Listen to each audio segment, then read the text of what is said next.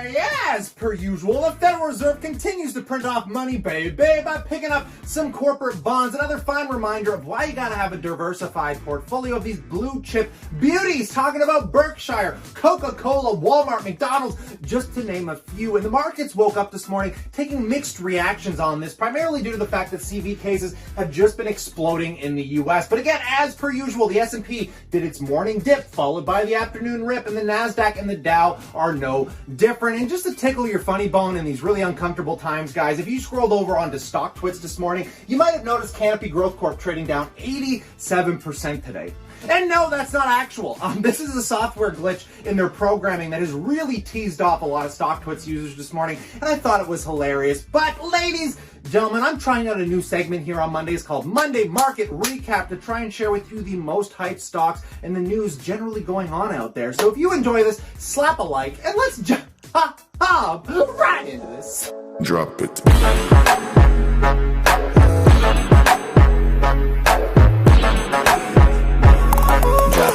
Welcome back, my passive income investors, alike, to the first big headline that I've been getting grilled with the most, and that is the Facebook boycott, where they're losing billions of dollars to major advertisers. And I think this has been fake news for clickbaitery. World's most popular social network, Facebook, went into a record free fall on the stock market today.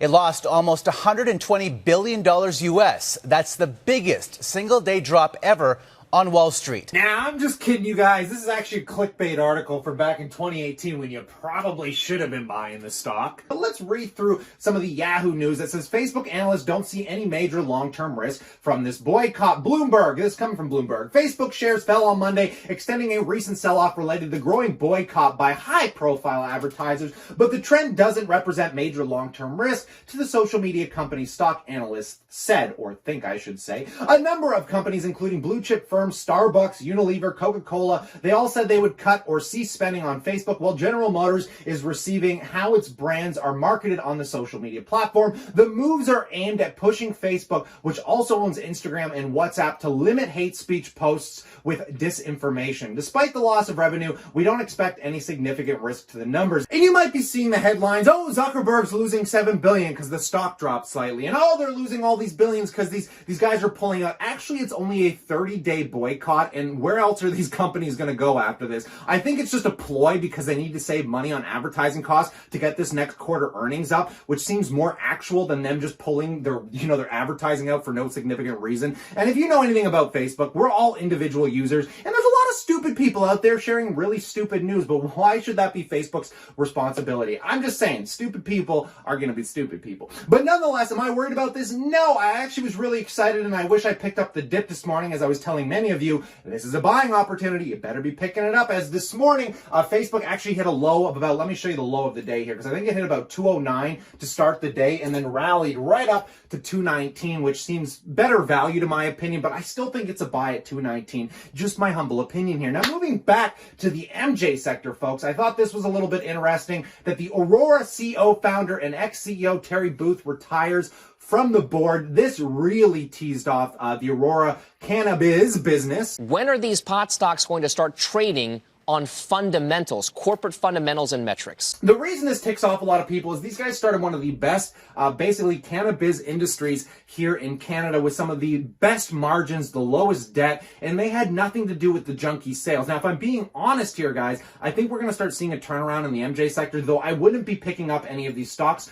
currently where they sit. And if you take a look, you might recall that back in June, Aurora ran into an issue where they were getting threatened to be delisted from the major stock exchanges, so they had to basically do a reverse stock split, which doesn't mean the stock rallied up massively here. It just means that they've compounded it so they can stay listed on the major exchanges, which to their benefit has not been helping them, guys. The stock continues to fall since the stock split, and it makes it look like they might even be heading back into penny stock territory, at risk of being delisted again. So I would be very cautious buying into these. And as I keep telling you guys, if you want exposure to the MJ sector, buy it through the big conglomerates like MO that has exposure to Kron, Constellation Brands that has exposure to Canopy Growth Corp. It's just an intelligent way of doing it with no real downside risk. Now, once these things start proving a sign of a turnaround, yeah, they might go up real quick and you might pay a premium to get in. But heck, at least you didn't pay the $30 premium back here, and now you're sitting on your hands. And if you are, just be patient, be cautious, guys, and try and have a long-term perspective. But these are risky plays, and they could get riskier going forward. Now, nonetheless, I want to get into some of the most hyped news going on out there, and that has to do with the cure to the COVID, guys. These stocks have been a little underrated, a little under-talked about lately, but they are making some crazy progress that I briefly want to discuss, starting with Vaxart.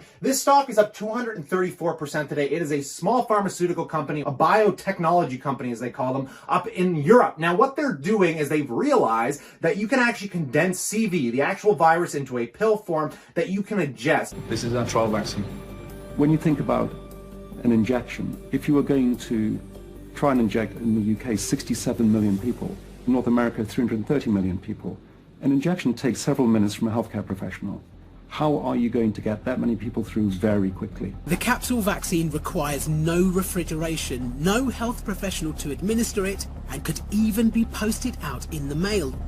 Human trials of the oral vaccine begin in June. Because they realize CV isn't a blood-transmitted disease. It's purely oral and in your lungs. So they realized you can build up immunities just by eating the drug, which is a lot easier than doing injections, because with billions of people that are probably going to need these drugs, they don't want to have to make doctor appointments, and you can just ship pills through the mail. This company's pretty confident going into December. They're going to be getting these things off the ground as they finish up phase 3 trials now and just trying to get FDA approval. And then boom, they said by January, the entire world could have global access. But these are not the only people competing in this space. We've also got Innovio Pharmaceuticals up a whopping 850% on the front lines of figuring this out. We've also got Moderna, one of the first original producers here that was really hype in the media, up 217%. Now, I'm going to be making a very bold statement here, but I'm going to say that most of these companies coming up with these cures are on a very similar timeline. They're probably going to come out consecutively, giving a lot of the world access very early on, which I think is beautiful, because the sooner these get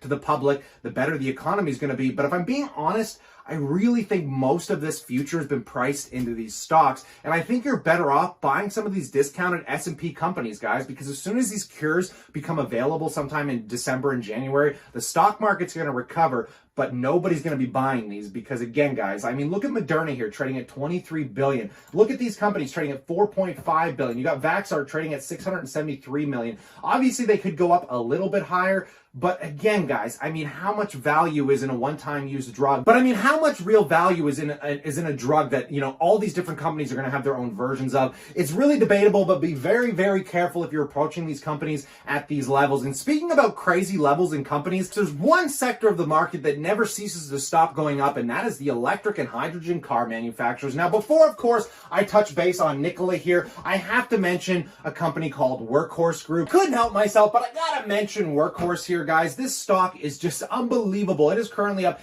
348%. Now, this isn't exactly an electric auto manufacturer, but what they do is they make tools and systems to basically help people deal with CV. And one of the big ones they've been focusing on, obviously, is using drones to ship packages. As this stock runs up to $1 billion, I would be really curious to see how much sales they have been generating over this last quarter. So one to keep an eye on for sure. And then obviously Nikola here, guys. The reason I wanted to bring this one up today is they finally started doing pre-orders for their Nikola Badger, and I'm going to hound them a little bit here because I went to sign up just to see what I could put a deposit in for, and they're doing deposits for $250. Trevor, I think we have a date on June 29th.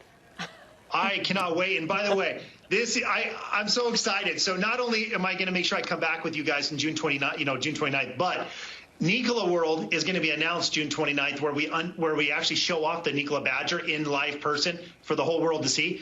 I want to make sure you guys are there front row and center. I'll get you guys tickets, and it'll be one of the greatest shows you've ever seen in your life. Right? That you're basically the next Elon Musk. Do you like that? I like to think about the fact that I'm Trevor. The next big catalyst for this is these earnings coming up, and we're going to get to see how many pre-reserved orders there have been for this truck, because, I mean, this is one of their big hype things right now. And the craziest thing about it to me is they're not even releasing the prototype or the initial launch of this truck until December, but they're making you pre-order it now so you can get invited to the pre-launch, which to me seems a little bit off-putting, because I don't know why they just don't adopt Tesla Tesla's like sales system, because it was so brilliantly thought out to be like, let's just do a big hype release and then let them do pre-orders on the release. Because right now, people that are questioning this, that are like, well, let's see what else becomes available, aren't going to be putting pre-orders in. So I think we're going to lack luster in pre-order sales. Just my opinion. We'll be finding out real soon on those earnings. But that is the next big catalyst, that if this does not work out, the stock is going to come back down to the earth and get out of that atmosphere. But in light of all of this, folks, I would love to know what you think in that description box below. This is just some of the most interesting news on Monday. I'm trying out a new segment. I'm going to start making this the regular Monday videos. And then on Friday, as per usual, I will always do my portfolio updates. But stay cool, stay awesome, and I'll catch you tomorrow.